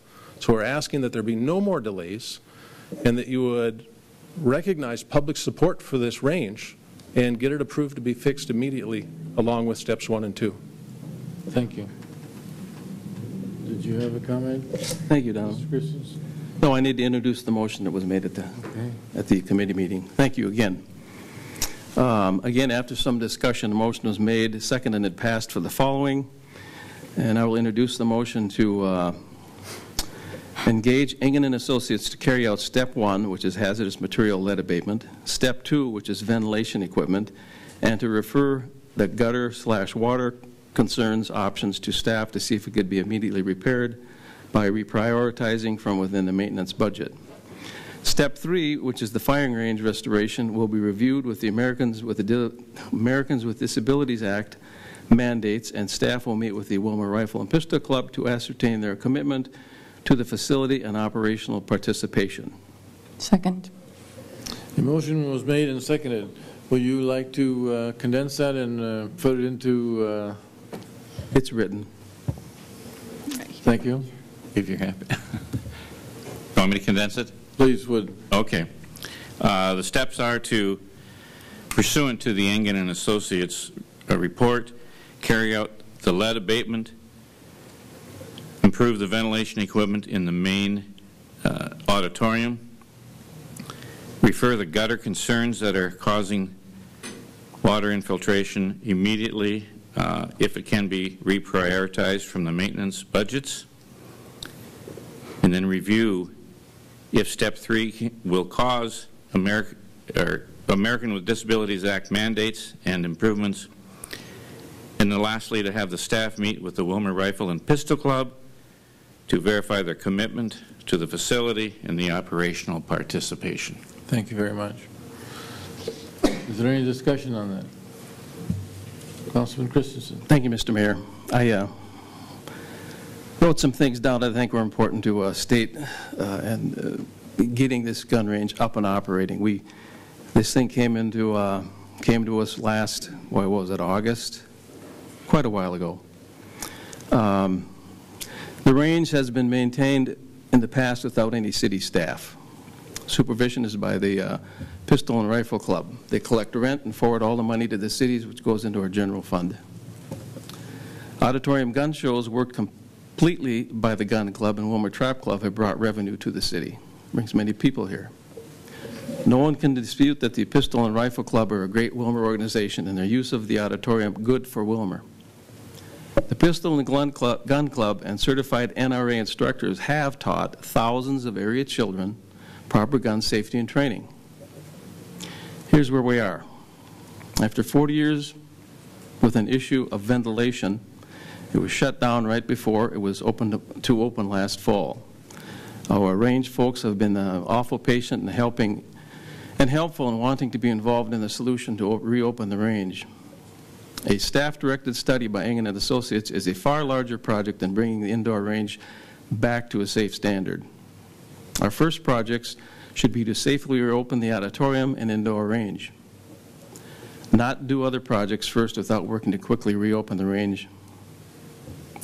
Some have advocated that another location for the range. This has not come from the Rifle and Pistol Club. The arguments to move the indoor range are weak upon any analysis. Say we discover the ice arena needs replacing their coolants, and by the way, they do. Freon is illegal after, I forget what date, but very soon. And it could be up to $1 million. The arguments to move the indoor, excuse me, lost my place. Say we discover that the arena needs replacing the coolants in the floor.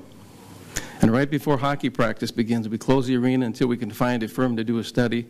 And after one season without hockey, we bring a large report to the community with many other projects included.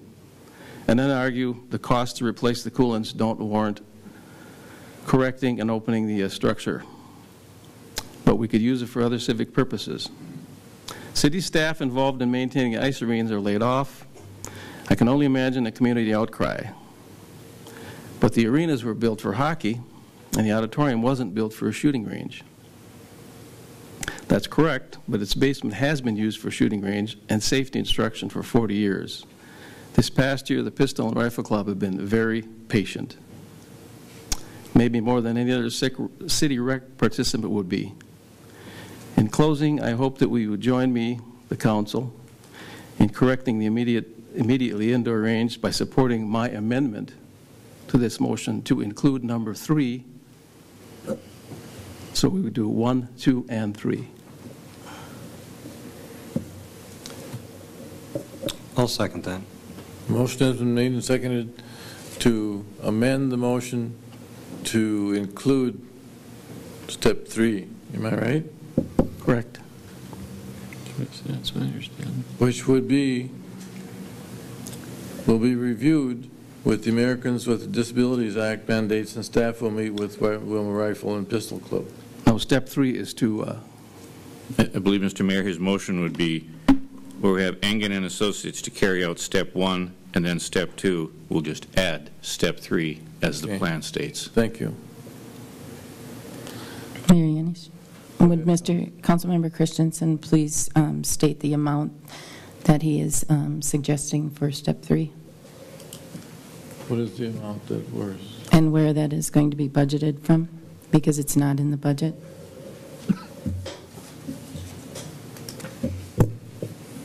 Well, we seem to find money.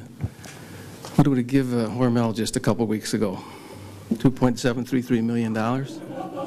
Totally irrelevant. Point of order. The city of Willmar is in good financial status.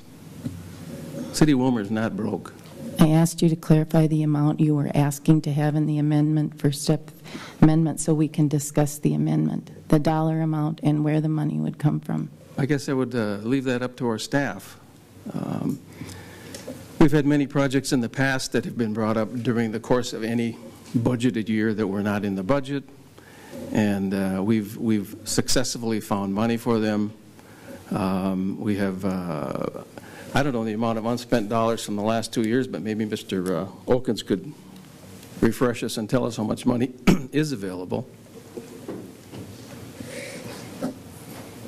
Mr. Mayor, Councilman Christensen, I would have to research that and get that information back to you. It would be posted on the city's website under the financial reports. Okay, but we do have unspent funds, correct? Mr. Mayor, members of the council, the unspent funds, the council's policy has been that the unspent funds get appropriated and are available for the upcoming budget cycles. So the unspent funds for 2013 will be available for the 15 budget process. Any unspent funds prior to that have been appropriated in the budget cycles. Councilman Anderson? Thank you, Mr. Mayor. It looks to me, just from what Andy was going through, that step 3 adds $254,000 roughly to the 305 for steps 1 and 2. I would be a little reluctant to move forward with that until we did identify a source of funding. Not opposed to it, but I think we need to know how we're going to pay for it before we go forward with this. And I was at the meeting, I wasn't a member, but it seemed to me that the feeling of the committee was that we could still get to step 3 before the season opened in, I believe it was early November. by just doing some more work on it. I don't think anybody is trying to eliminate step 3 and not trying to eliminate it in a timely manner, but we need to know how we're going to pay for this before we go out and do it. So I'm really reluctant to move forward until I know where the money's coming from. Councilman DeBleek. Yeah, thank you, Mr. Mayor. I don't think anybody here has said that the Rifle and Pistol Club is not, her range is not a valuable asset, and it doesn't, and that it's not something that that we want in the auditorium. I think it's a matter of, like Councilmember Anderson states, it's a matter of how we pay for all this, and I think this is, we need to come. We had budgeted in the range of $250,000 last fall for auditorium upgrades, improvements. Now we're looking at something in the $600,000 range, if I do the math correctly. There's a little bit of a gap there. And then there's also some things that happen. The range itself, they lose space in the classroom as well as space in their observation area because of some of the remodeling that takes place, I think. And I know that when I've been down there, the classroom area can be small to start off with, and if we're going to make it smaller, that could be an issue as well. But I think we need to, and we should do both, all the options 1, 2, and 3. It's just a matter of how do we fund them? How do we pay for it? And I would say, like to amend Councilmember Christensen's motion that option 3 be referred, or refer the whole item to the Finance Committee to develop a budget. Approve options 1, 2, and 3 and refer it to Finance and develop a budget. Can we go ahead, Councilman? Thank you, Mr. Mayor. I guess my recollection when we set aside the $250,000, we were talking about the gun range. I had proposed a motion, introduced a motion. Is he discussing the motion, or we just, was there a second on it? I didn't hear a second, Councilman DeBleek, I'm sorry. Second. I didn't realize we were... Okay. Okay. I'll second that. A motion has been made and seconded. Would you care to repeat the motion? That we approve options 1, 2, and 3 and refer the issue to Finance for a budget.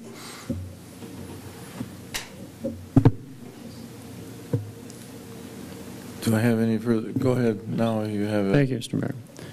To continue, my understanding when we set aside the $250,000, of course, what was going on at that time was the gun range problem. And it was closed, and the study was to, my understanding was to get that reopened. And we set aside that money, at least my understanding was, is that's what we were going to use it for. The estimate here for step 3 is $254,000. What we ended up with is after that, we hired Ingen and Associates, and they looked at the whole building. But I still think that we did set aside that my understanding was the $250 was for the gun range issue, not some of these other issues. And how, I guess I'm a little concerned that, we've got a water problem in a building right next door to City Hall, and we had to hire a consultant to find out that we had such a problem. I don't know. Mayor Yanish? Go ahead. Just to respond to Councilmember Johnson's, I specifically asked when we made that motion that that money was allocated for the auditorium, not for the gun range, in that motion. I'm not debating what the wording of the motion was, Councilman Nelson. I'm saying my understanding was we were talking about the gun range when you said auditorium. To me, my mind was still focused on it's a gun range issue. Thank you. But can we table this issue and bring it to the Finance Committee for study? Well, you can do anything you want if someone else made a motion. There's no motion to table. The last motion is an amendment. Pardon me.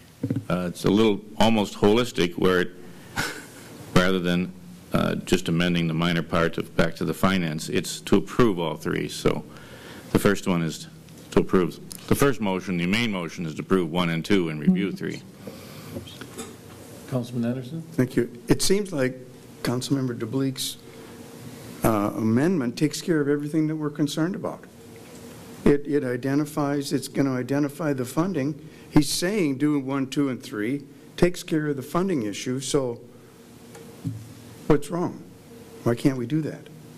We all want to get it done. That seems reasonable. Councilmember Nelson. I made the motion at the meeting, and I had a comment to regarding that. If we get steps 1 and 2 done as quickly as possible and asked to come back for step 3 to do the gun range and to sit down with them. I've heard of half-hour rates from my friends who use ranges in $25. I don't believe Mr. Bresendine is agreeing with the fact that the gun range is making money, and I think we've got some homework to do, and whether they are or not, I've heard from multiple parties that this group has been looking for another place to be. All I'm saying is let's get to the table together to figure this out. Let's get this building back in order to be used by the citizens of this community, and sit down with this club who wants to, if they want to be back in here, then let's find a way to do that in a manner that is good for this community. Councilmember, how does your views differ from Councilman DeBleek's, for example? We have $250,000 allocated. We can be on our way to getting this building cleaned and ready to go for the next steps, okay? And we don't have to go back to finance for that. We can do that with this motion and then come back with step 3 to finance to say where are we going to get the money from. But if we do steps 1 and 2, we're on our way. You have a response to that, Councilman? Well, if we look at the holistic of the project 1, 2, and 3, I think we're all committed to do steps 1, 2, and 3. And we just need to identify where the remainder of the funding would come from. And I think that should come from the Finance Committee. Mr. Mayor. Go ahead, just a couple of comments. You know, I supported this motion in committee, and I think we're all in the same package. We're all in the right direction. We want to get this auditorium fixed up for the people who are standing in front of us, asking us to lead and make a commitment to spend the money that they give to us in the right fashion. By us not approving this and not going ahead with step 3, we're going to spend additional money to rebid it again, and that to me is a waste of money. That's an extra $10,000. But I added $115,000, $190,410 for item number 2, $254,087 for item number 3, throwing in $30,000 for the gutters. As I mentioned in committee, what good is that building going to do if we don't fix what's coming in? That's a maintenance issue. It's got to be done either way. So you might as well throw the $30,000 in there and throw in $4,000 for a good exterminator. You know, and then we still have the issue of just to maintain that EPDM rubber roofing. That's at the end of its useful life is another $5,000. So you might as well add another $5,000 on there. Now you're up to $593,000. That's what it's going to take, and that's realistic. Hopefully the bids will come in a lot cheaper than that. But after these numbers have been exposed, it usually isn't the case. I think we just have to make a decision to get all 3 of them done and just move ahead. We'll deal with the issue in finance. We'll put it into our budget for 2015. The people want it. Let's just get it done. And we have a good architect here working on our behalf. I think he's done his research, and nobody's wrong in any decision here. I just think they're asking for it, and let's give it to them. Okay. Do we take a vote on that? Motion? Mr. Mayor, go ahead. I want to make sure what I heard is what I understand. He's amending my amendment. Pretty much canceling my amendment. I mean, because he wants steps 1, 2, and 3 to go forward, move forward, send it to the Finance Committee to find the dollars to do this. I guess my answer would be he is augmenting your motion, because your motion is to amend it to include step 3.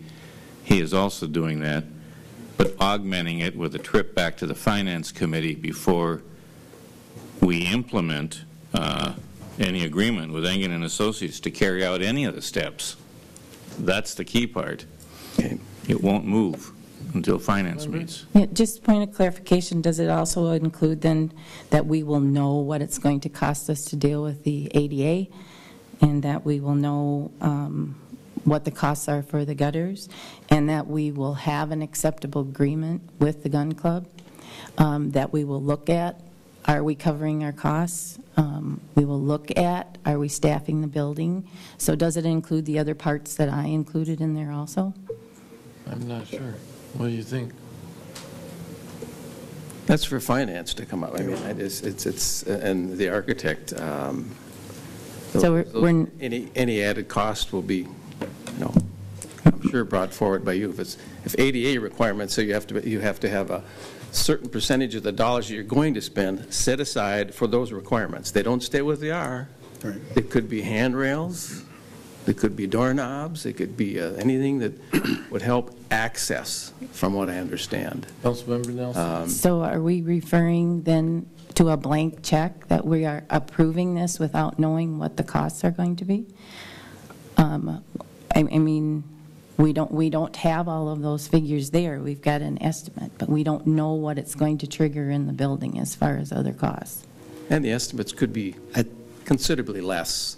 I mean, I for the life of me, don't know why somebody wouldn't be for getting this done. And I agree with Mr. Johnson that when the dollar amounts were brought up, $250,000, this is directly responsible from the gun range problems. I mean, that's how I recollect it also. Mayor Yanis? Councilmember Nelson, yes. Yes. I again will state I am not opposed to doing this. We have $250,000 in our budget.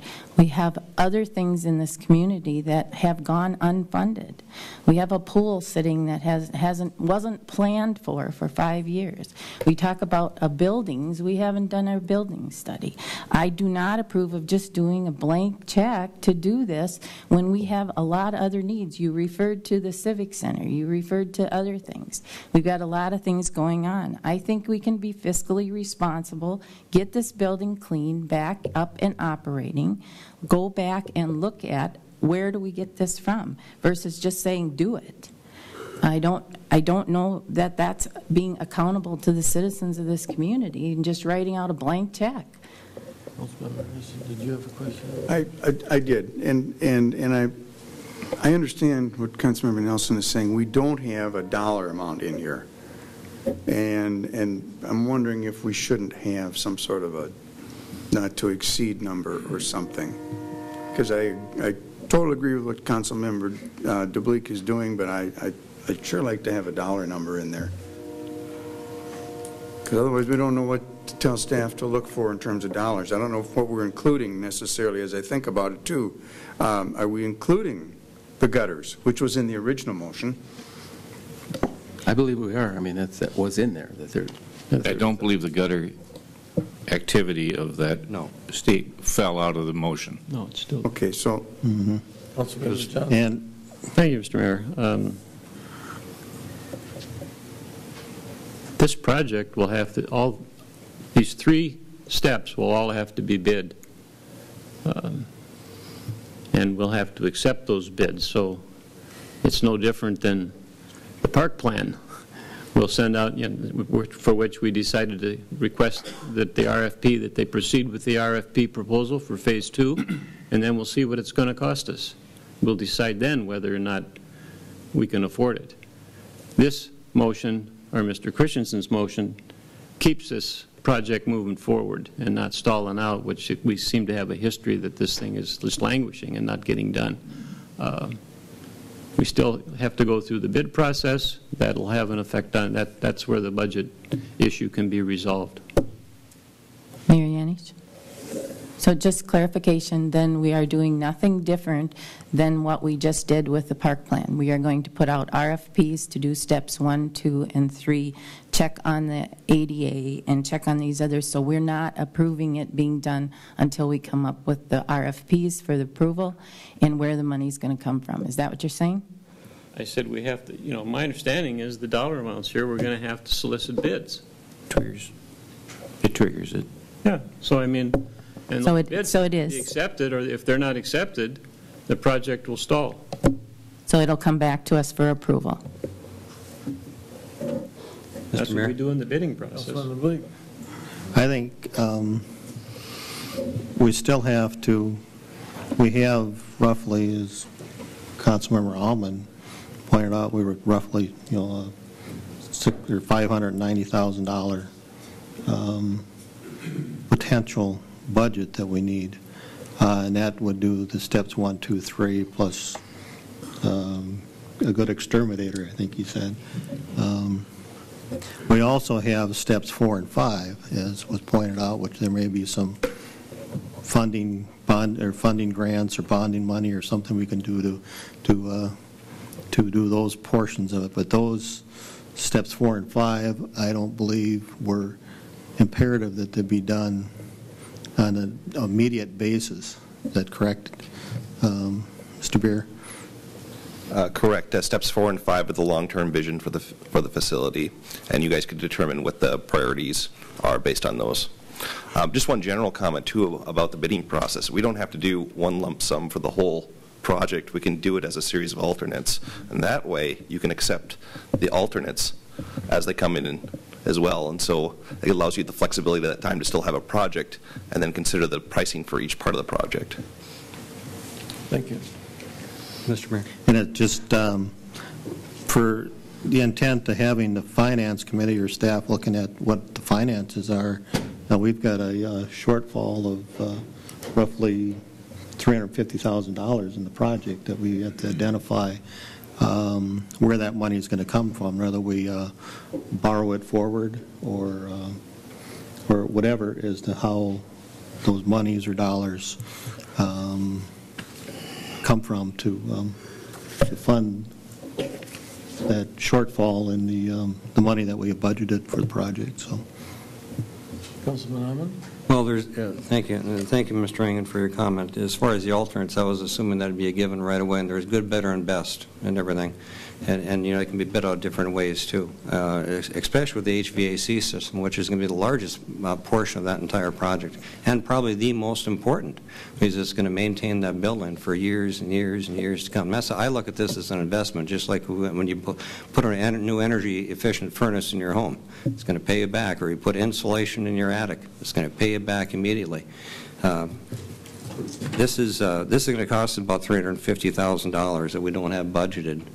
This hasn't been the first time, and maybe some other council people can remember in their previous years too, that we've gone ahead with projects like this, and we've given that information to staff, and we've put it into the following year's budget to appropriate the money, or to take it out of some unused funds in our current budget. I don't think this is going to be a big issue. It's a lot of money, but you know what? I think it's a good investment on that particular project. We should get it done. And this is no different. We don't know what the final outcome is going to be until we get those bids back from the contractors. So we're scratching over thousands of dollars here, but either way, the project should be bid out so we can make some good decisions. Mr. Mayor. Go ahead, Councilman Anderson. Thank you, Mr. Mayor. You know, I can appreciate what Councilmember Johnson is saying, but I still think that we need to be forward-thinking in terms of this money. There may be projects that we're not going to be able to do in 2014 that we're going to have to reappropriate the money for. So I think we need to at least be thinking about where these possible sources of money might be coming from. Again, I think everybody wants to get it done. I think we can get it done in a timely manner. Just with what Councilmember DeBleek said, that's not going to create any great delay in anything at all. But it would make some of us feel a lot better if we understood the finances. As I understand it, we have a motion on the table. Amendment. Amendment to the motion. Go ahead. Well, Mr. Mayor, my summation here is that we have a second amending motion to approve options 1, 2, and 3 and to refer it to the Finance Committee for a budget. That would render the first amendment of Mr. Christensen moot, and you'd go back and then take the amended motion of the main motion, because that still deals with the water and gutter concerns and the ADA concerns. And this would be a roll call. It need not be, but it is your call. Let's have a roll call. Go ahead, Colin. One more comment. We're looking for funds here for $350,000, you said. I believe there's still some money left in the LOST funds, isn't there, Steve? Lost, Local Option Sales Tax Fund. Mr. Mayor, members of the council, there are some unappropriated dollars that were replenished to the Local Option Sales Tax Fund based on the council's action to reclassify some unrealized losses. Yes. Do you have an approximate amount? Mr. Mayor, members of the council, that was in the range of approximately $700,000. There's our answer. Mayor Yanish? I'm not done speaking. I mean... I'll wait for you. Go ahead. No? As I said at the committee meeting, we're talking about a lot of money. However, we spent a lot of money on the Civic Center, the Blue Line Club. We've put a lot of money into our industrial park. We charge fees for the hockey, hourly fee for both arenas out there. We charge fees to go to the Dorothy Olson Aquatic Facility. Neither one of those pay for themselves. Neither one of them pays for themselves. We lose money on them yearly. But it's a quality of life issue. We have them here because people want that here. We got people here that want a gun range open. That was here for 40 years, and it's not going to cost. It's going to cost us the upfront dollars to fix it. But like Mr. Ahmed said, this is a building that hopefully is going to last another 100 years when we fix it. I say we go along with Mr. DeBleek's amendment and look into using the local option sales tax funds to fund that part of it. Actually, to fund the part other than the gun range, because the gun range, as I understood it, was the $250,000. Time to vote. Councilmember Nelson. The local option sales tax laid out multiple projects for this community. There's conversations about coming back to the table to look at another one. There are still things that need to be done, projects that need to be done for the things that were designated in that. There are a lot of other interests in this community besides that, and I cannot see justifying using local option sales tax money when we still have trails and things that need to be finished. And there are other people in this community who have desires for some things too, and so maybe they need to speak up for what their wishes are also. If many projects need to be funded in this community. Thank you. Councilmember Anderson? One final thing. The amendment and the motion, nothing says that we're going to use local option sales. That is an option. That is one possible source. Correct. And staff will come to us with a multitude of sources. Thank you. Any further comments, or? Just a point of clarification, please. Go ahead. Thank you. We will be coming back with the RFPs to be reviewed. So this, it isn't just a find the funds, it is a let's see what it's going to cost, correct? The RFPs? That is the way I understand it. Thank you. That is not. No? These are bidding are two different. Yeah, a request for proposals would be for an architectural consultant there, and they may bring back and show you the criteria. These projects would be, Councilmember Nelson and Mayor and Council, these projects would be bid projects, and so the bids would be come back. Requested, and bids would come back for approval. Yeah, there we go. Let's have a roll call vote. And this will be on the amendment to approve options 1, 2, and 3, and to refer them to the Finance Committee for a budget. Thank you. Councilmember Christensen. Aye. Amon. Aye. Nelson. Aye. Johnson. Aye. Dockin. Aye. Fagerly. DeBleek. Aye. Anderson. Aye. 8 ayes, 0 nays. That motion carries. Now, Mr. Mayor, we have to go back to the original motion that is listed in here, but the additional points are the clarity for the gutter and water concerns still under reprioritization, and the ADA mandate review, along with approving options 1, 2, and 3. 1, 2, and 3. Okay. That would be on a roll call? My choice. Exactly. Okay. Let's do a roll call on that. Is there any discussion on that, first of all? Roll call. Councilmember Amon. Aye. Nelson. Aye. Johnson. Aye. Dockin. Aye. Fagerly. Aye. DeBleek. Aye. Anderson. Aye. Christensen. Aye. 8 ayes, 0 nays. And that carries. Thank you. Mayor Yanish? Go ahead. Could I just request some information from staff as we look at that? Perhaps Mr. Bresendine could present a budget as to where the gun club and costs, et cetera, are, and also a copy of their current lease for proposal before we prepare another one. We can prepare that information. Thank you. That would be part of our financial analysis anyway. Thank you. Item number 4. Archery range safety. Archery range safety planning. The archery range safety planning was brought back to our committee for further discussion. Our police chief presented final suggestions and proposed range designs. Also presented was a recent amendment version of the proposal for safety guidelines submitted by Mr. Gilman on behalf of the local archers. After some discussion, a motion was made, second, and passed for the following, and I will introduce the motion to approve the 3 range design requirements and general safety regulations and require a permit application to be approved by the council. Second.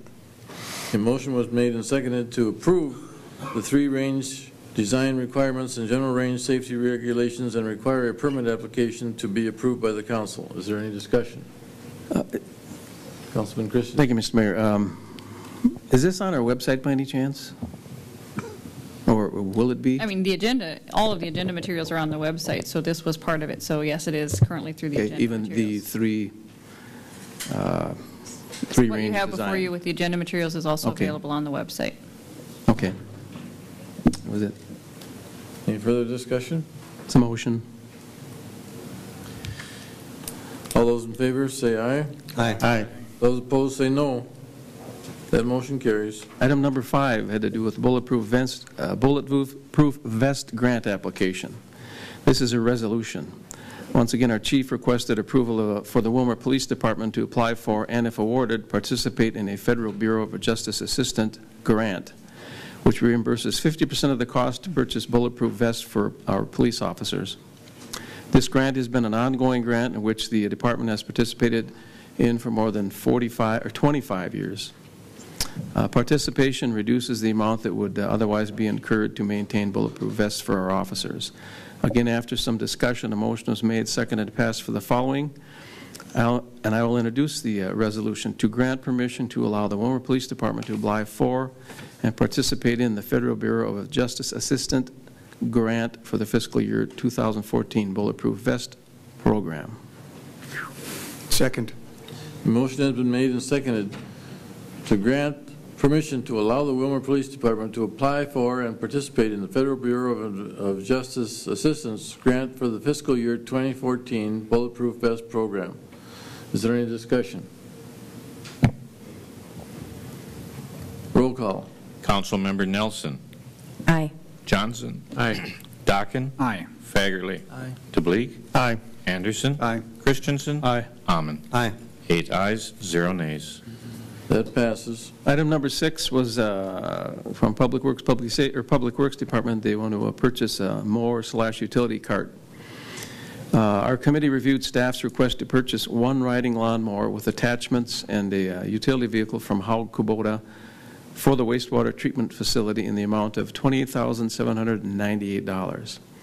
$20,848 for the mower and attachments after trade-in allowance of $15,000, and $7,950 for a utility vehicle. The 2014 capital outlay program includes $33,000 for the purchase. The mower can also be used to blow snow, serving multiple purposes throughout the year. And I will introduce that motion. Second.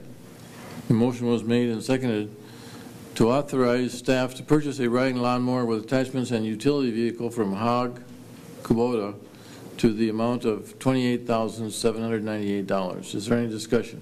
Question. Mr. Mayor and Council, simple numbers. There's $29,000. We're trying to spend another $340,000 for the improvements we're going to spend on the auditorium. You know, can we hold off for another year with this piece of equipment? Kidding me? You know, we got. I don't know. It would help us solve part of the problem. Just a thought. If anybody feels pressured on whether or not we're going to be able to come up with all that money, it's another option. If it's not needed, I don't know if it can last another year or not. We're delaying maybe the inevitable. I'm not sure, but I just wanted to throw it out there just for a point of topic. I would just point out that these funds are coming from the wastewater treatment fund, not the general fund, so I'm not sure that you would be able to use them for this project because the auditorium would be a general fund project. This is an enterprise fund. It's a wastewater treatment fund. I don't understand. What enterprise funds? The wastewater treatment fund is an enterprise fund. It's supported by the user fees from the sewer rates. It's generally not used in the general fund operations. Okay. All right. Well, in that case, it makes sense, and my thought is maybe not in order at this time, but just some other consideration, other projects or other vehicle purchases we look at. We can look at other equipment purchases, but it would be difficult to use these dollars. Is there any further discussion? As I understood it, Mr. Mayor, at the committee meeting, it was the one that they've been using has been a thrown together piece of equipment that's not very efficient presently, and it warrants purchasing this vehicle for the wastewater treatment plant. Any further discussion? Mayor Yanesh? Go ahead. I'm completely appalled at the fact that we would consider cutting a piece of equipment to do something that wasn't in the budget before. I hope this council is seriously thinking about the dollars that are needed in this community. I'm sorry, I am appalled. Thank you. Mr. Mayor, Miss Councilwoman Nelson. Councilmember Nelson. Councilmember Nelson. Thank you. You're welcome. This doesn't have to get mean. This is just a thought. You know, it has nothing to do with anybody's integrity or how they're able to address the council or meet the needs. I hope that proves true going forward. And Thank you. I don't think by a comment that I made like that was implying anything of that nature, and it's uncalled for. Just uncalled for. I agree with you. It was uncalled for. Thank you. Thank you. Very childish. We have a motion on the table. All those in favor say aye. Aye. Aye. All those opposed say no. That motion carries. Just a quick question on that motion. Shouldn't it have been a resolution because of the dollars amount, Kevin? Or I have a motion here on my paper. When we're spending money? That's wrong. I think it should be. It's not necessary. Generally, the resolution comes when you authorize the mayor and city administrator to enter an agreement to purchase. I see. Okay. Thank you. Number 7, old business. Our police chief noted that the jail census for that day, April 15, was 72. Calls for service for the previous 2 weeks totaled 699. Item number 8, new business. Councilmember Amon brought for consideration the donation of city-owned property between 12th Street Southeast and 15th Street Southeast on Pleasant View Drive to be developed residentially. The chair commented that possibly all property that has potential be donated, that he was suggesting be donated, that we should inventory at a later date for review.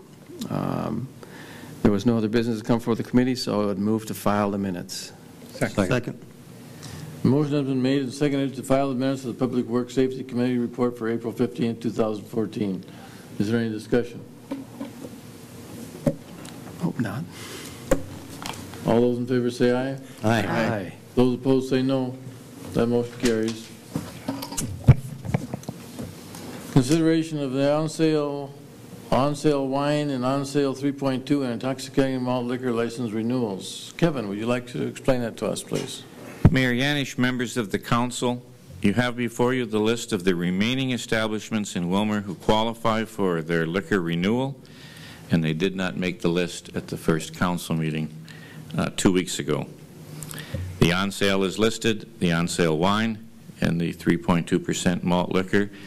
Pursuant to the review of the Chief of Police, everything is in order, and staff's requesting that you approve their liquor renewal. Move to approve. Second. The motion has been made and seconded to approve the liquor licenses